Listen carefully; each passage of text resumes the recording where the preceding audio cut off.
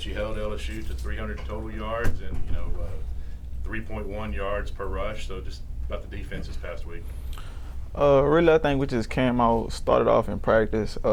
Scout team did a good job giving us good looks. It was exactly how they drew it up, and we came out there and did what we had to do. For you guys, it was important the first week to take away the big plays, especially with their offense. How were you able to do that compared to the first week? Really just mentally watching more film, attacking that practice pretty much.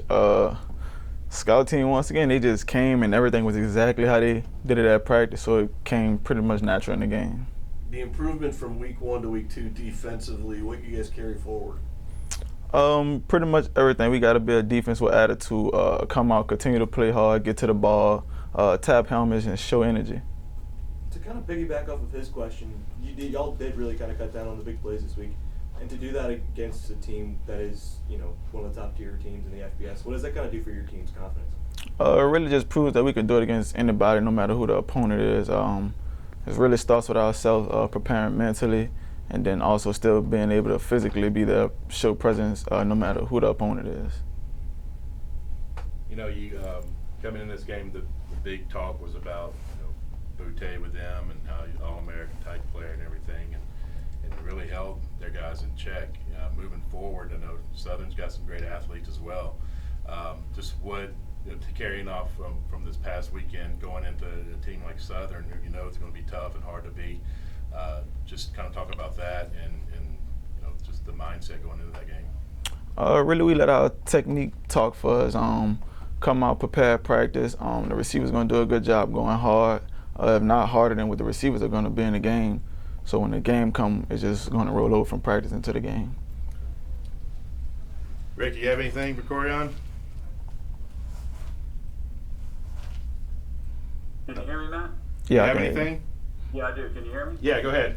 Okay, I'm sorry.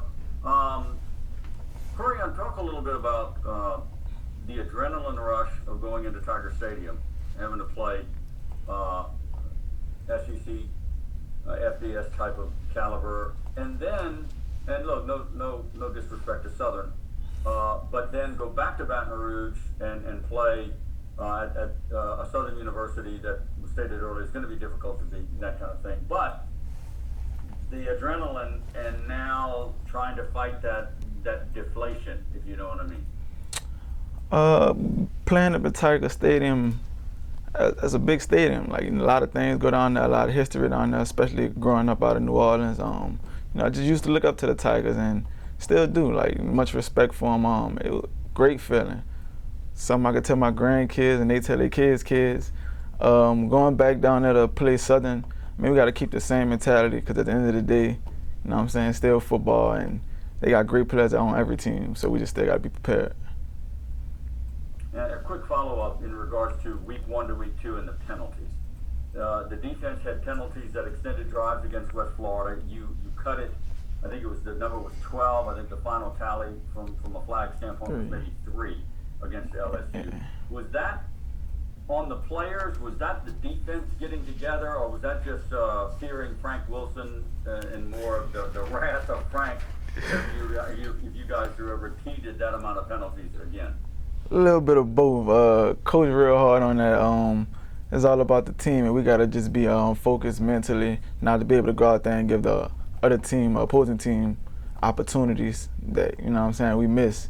So being able to correct that throughout the weeks, that's going to be real big throughout the whole season. All righty. Thank y'all. Thanks, Chris. Appreciate it.